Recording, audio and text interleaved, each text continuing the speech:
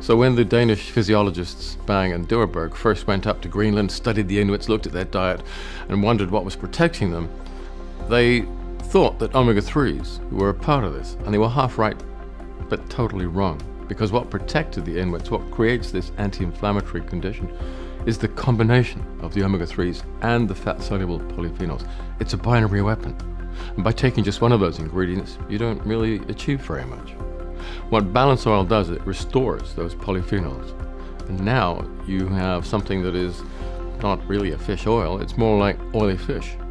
The other oils don't have the polyphenols, they add vitamin E or some other kind of nonsense like that, and it's totally ineffective. It's not the right combination.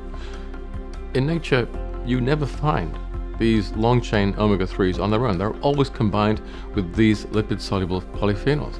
They go together, they lock together, they march in lockstep.